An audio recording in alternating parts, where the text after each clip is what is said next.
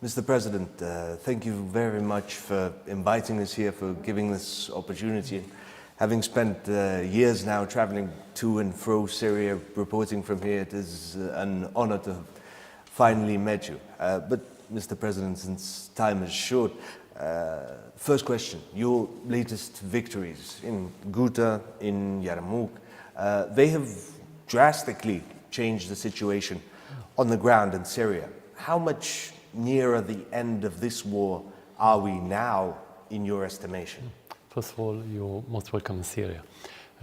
With every move forward in the battlefield, with every victory, with every liberated area, we are moving closer to the end of the conflict. And I always said, without external interference, it won't take more than a year to settle the situation in Syria.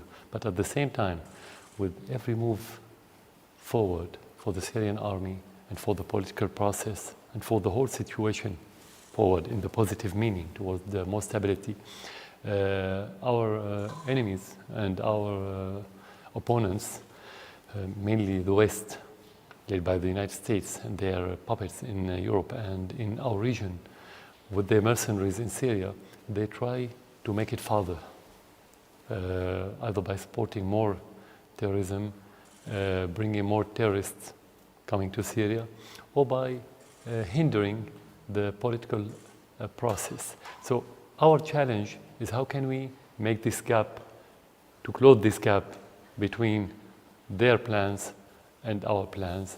And I think we are succeeding in that regard. But at the same time, it's difficult for anyone to tell you when. But it is getting closer, that's self-evident. Well, your latest military victories, they have been, objectively speaking, spectacular. The speed at which rebel defenses that have withstood for years have collapsed. Are you planning on retaking all of Syria by force? We're talking about Idlib, the border with Israel, SDF-controlled territories. The war is the worst choice. I think every Syrian agreed upon this fact. But sometimes you only have this choice, especially when you talk about factions like Al-Qaeda, like ISIS, like Al-Nusra, and the like-minded factions. Actually, most of them have the same ideology, Jaish Islam, Dahrar Sham, and so on. They're not ready for any dialogue. They don't have any political plan. They only have this dark ideological plan, is to be like any Al-Qaeda controlled area anywhere in this world.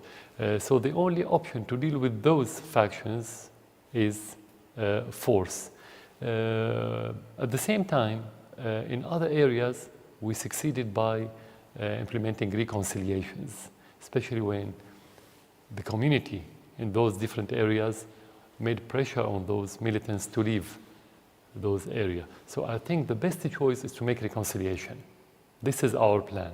But when it doesn't work, the only method to resort to is the force.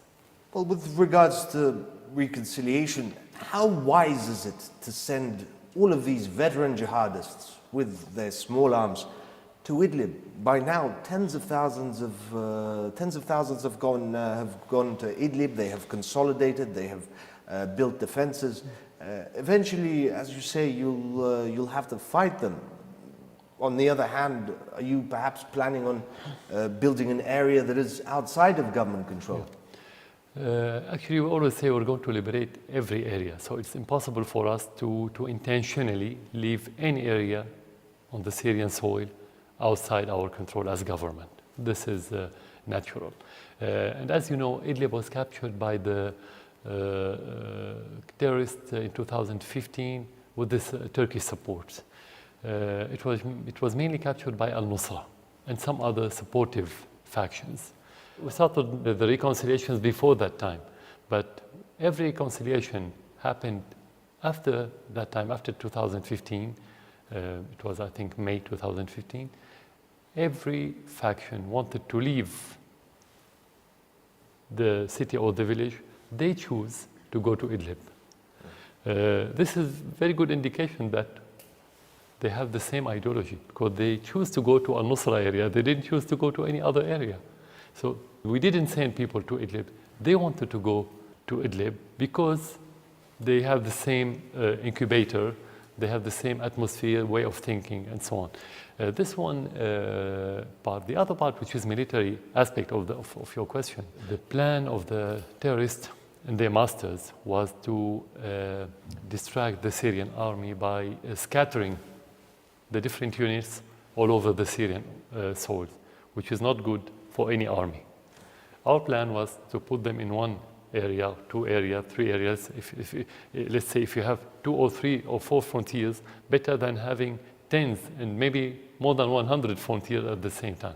So militarily, it is better. They chose it, but it's better for us from the military point of view. On the other hand, talking about similar mindsets, Idlib is predominantly, the rebels there overwhelmingly are Sunni.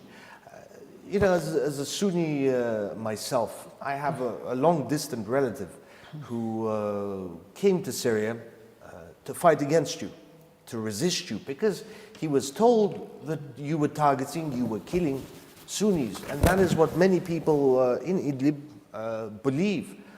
Why is it that so many people in all these different countries, in America, in Russia, these Sunnis, these Muslims, they believe that you are oppressing them? Because the first narrative, when it started internationally, mainly in the West, of course, and within Syria, and in some mainstream media in our region and in the West, their plan was to create this rift within the society that will make things easier for them when you have such a civil war, kind of civil war between sects or ethnicities, and it failed.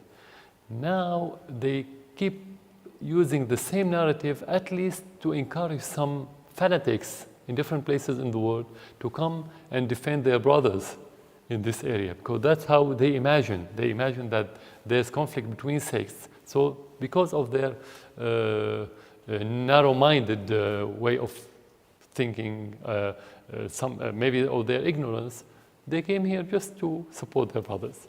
Now, if I'm going to tell you this is right or wrong, your audience doesn't know me. They don't have any idea maybe about my credibility. But I'll tell you, you know Syria very well. It's better to go and see the reality on the ground. Now, if there's such a narrative, let's say, in reality, sect killing another sect, Syria should be divided now according to sectarian line. You should come to this area under our control and see one color or a few colors of the Syrian society. You should go to the other area where you have the terrorists. You should have different colors. And the reality is not like this. Now, in Damascus, in Aleppo, in Homs, in every area under the Syrian government control, you will see every spectrum of the Syrian society, with no exceptions. So that this reality will debunk this narrative. I mean, how could they live with each other while the government is killing them according to sectarian basis? It doesn't work.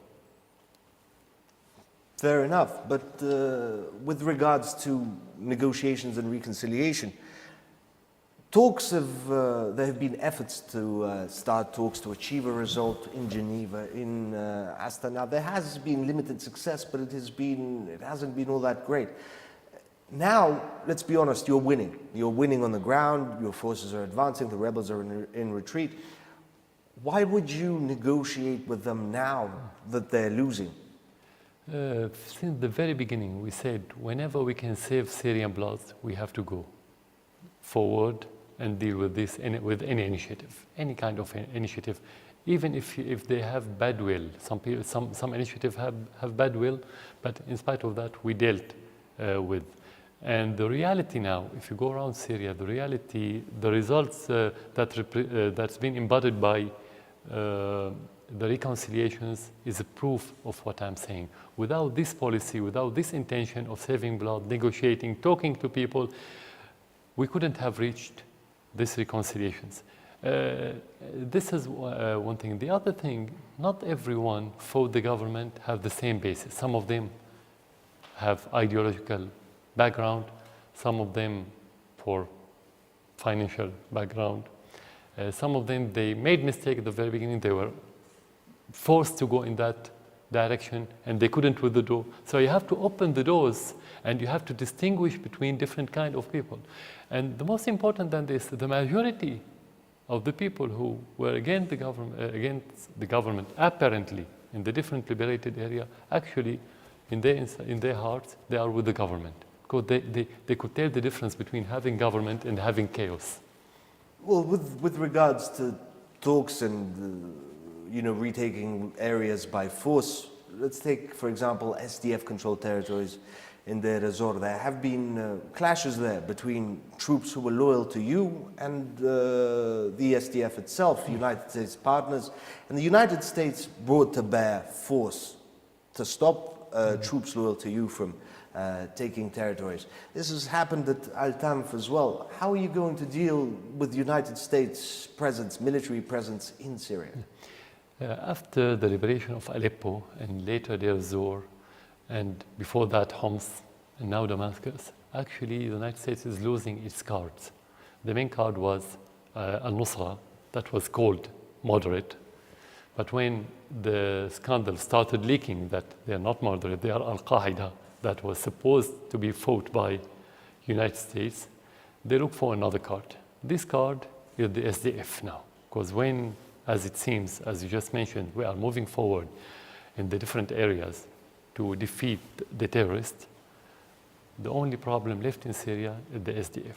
We're going to deal with it by two options. The first one, we started now opening doors for negotiations, because the majority of them are Syrians. And supposedly, they like their country. They don't like to be puppets to any foreigners. That's what we suppose. So we have the same basis. We all don't trust the Americans for decades, not because of the war, but they only say thing and they do the opposite. They tell daily lies. So we have one option is to live with each other as Syrian, like forever. This is the first option. If not, we're going to resort to liberating by force, to liberating those areas by force. We don't have any other options. With American or without Americans, we don't have any other option. So this is our land, it's our right, and it's our duty to liberate it. And the American should leave. Somehow, they're going to leave. They came to Iraq with no legal basis, and look what happened to them. They have to learn the lesson. Iraq is no exception, and Syria is no exception. People will not accept foreigners in this region anymore.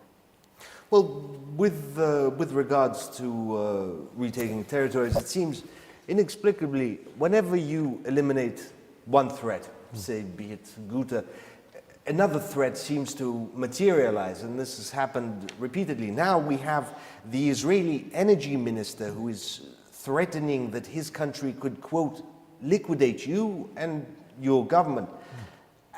Are you afraid? Are you afraid, and how do you take that threat? Since we were born, I'm talking about my generation, and most of the generations now in Syria, we lived under the threat of the Israeli aggression. This is something in our unconscious feeling.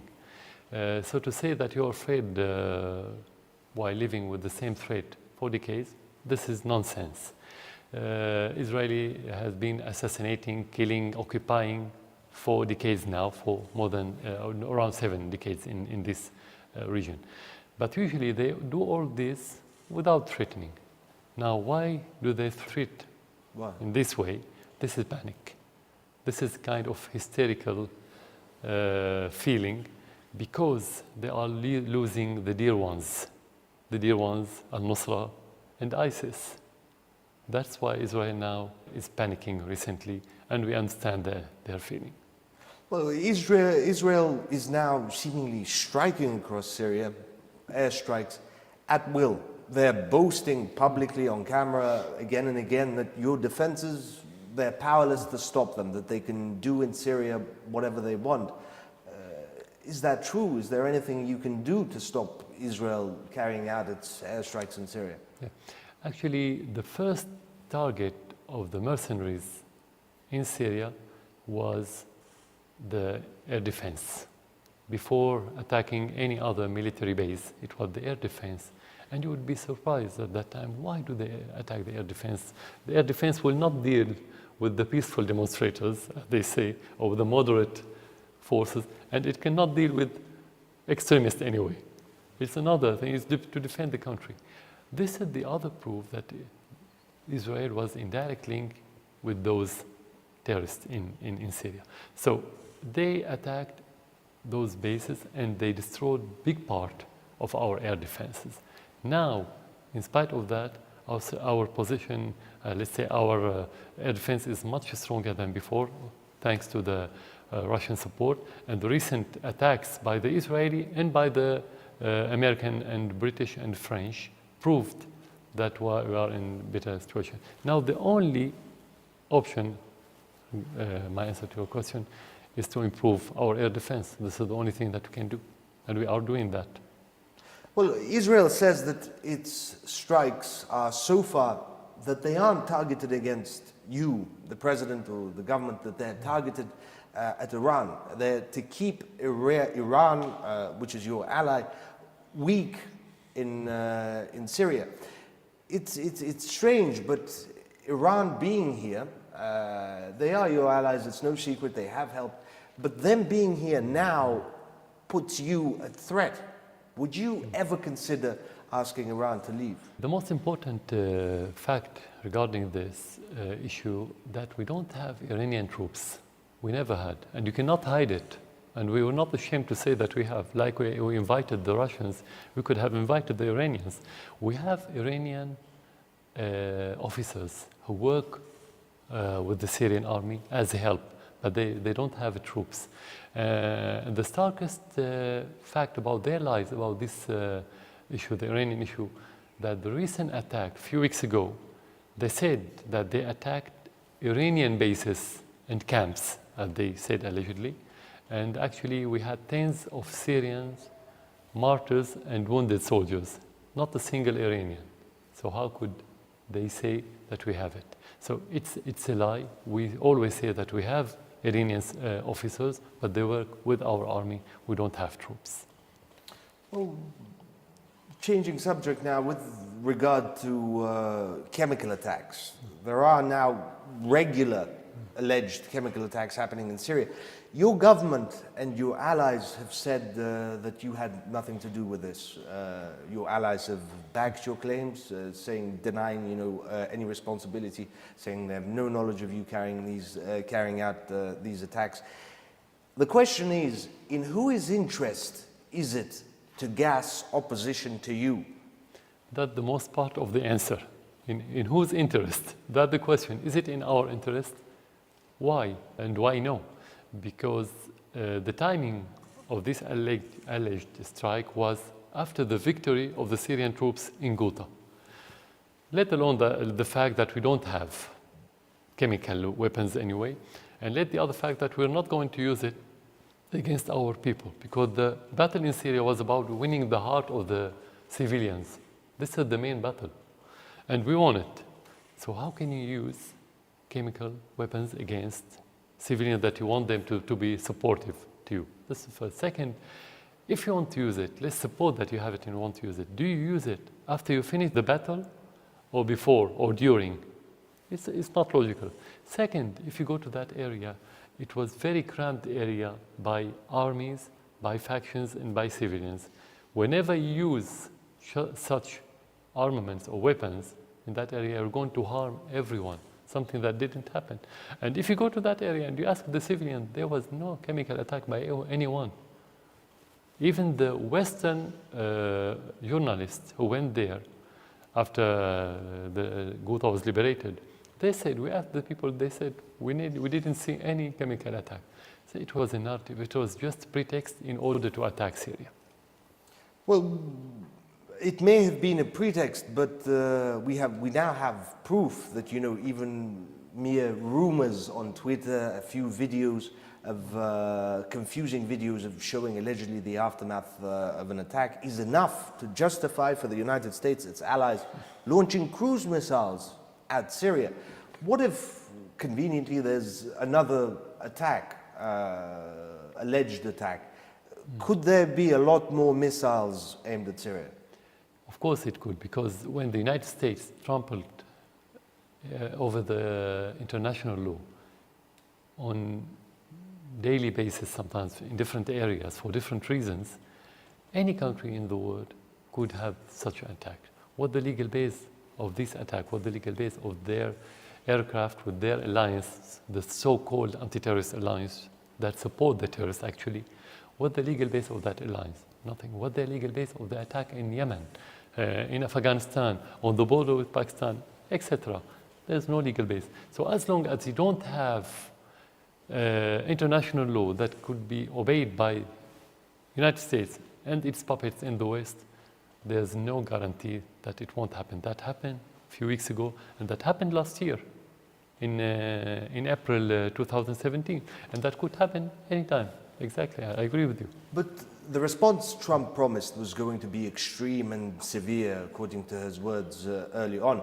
The response that we saw, the strike that we saw after the latest alleged chemical attack, it seemed to be much more symbolic, much smaller in scope, and there was inexplicably, again, a delay when Trump promised the attack and when it came.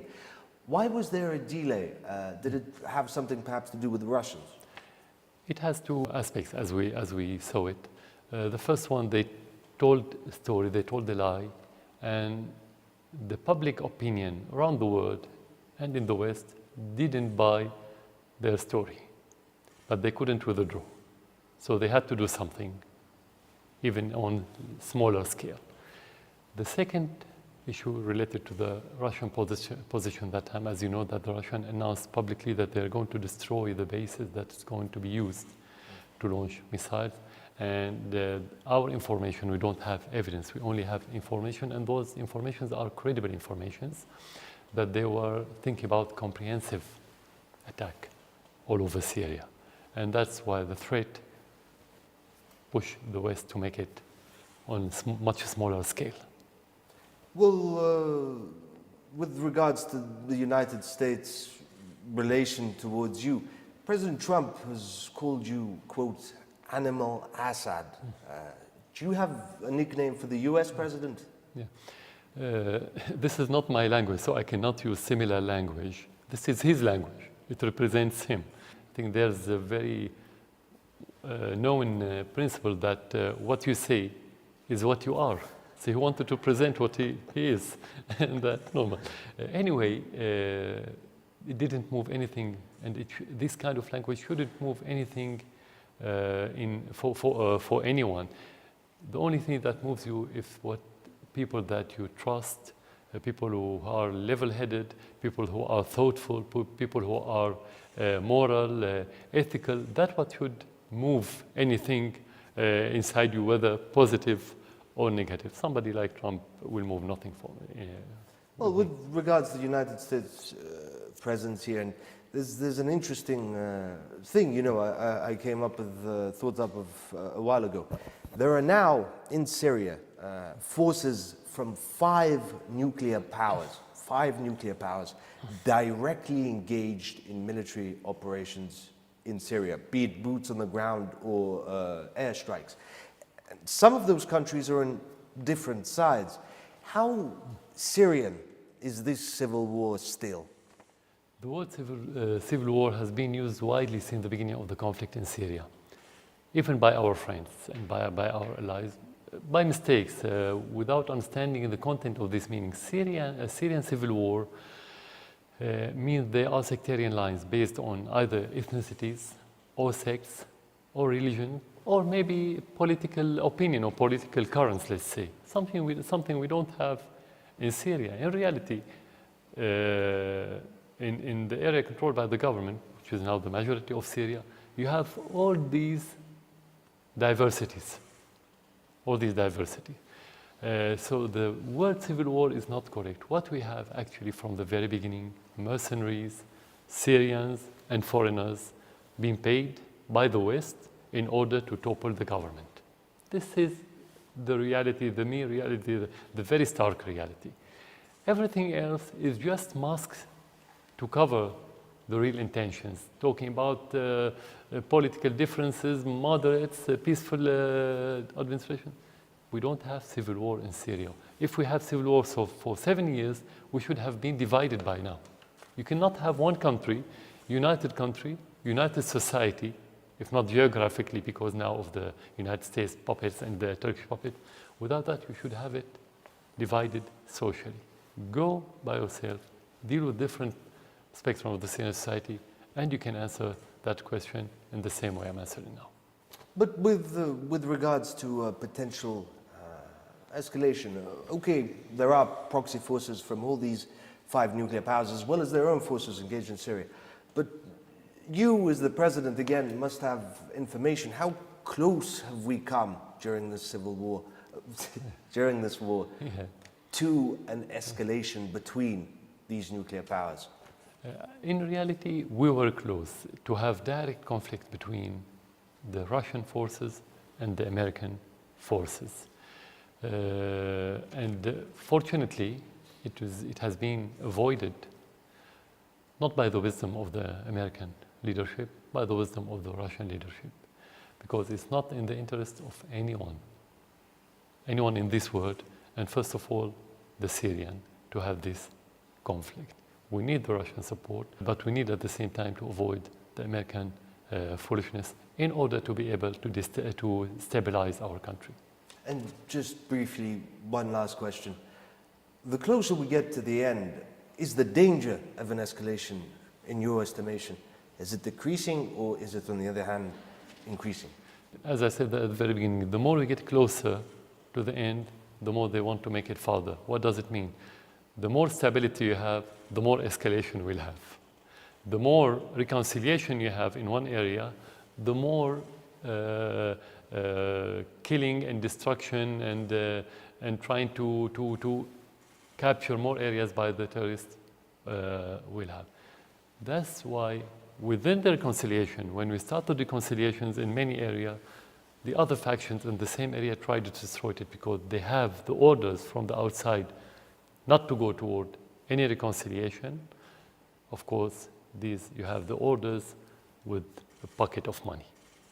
So what you say is correct, but the more escalations we have, the more determined we'll be to solve the problem, because you don't have any other choice. Either you have country or you don't have country. Mr. President, thank you very much for your insights, and thank you very much for welcoming us here and giving us so much of your time. We wish you all the best, the Syrian people all the best, and a swift conclusion to this awful conflict. Thank you very much, Mr. President. Thank you for coming to Syria again.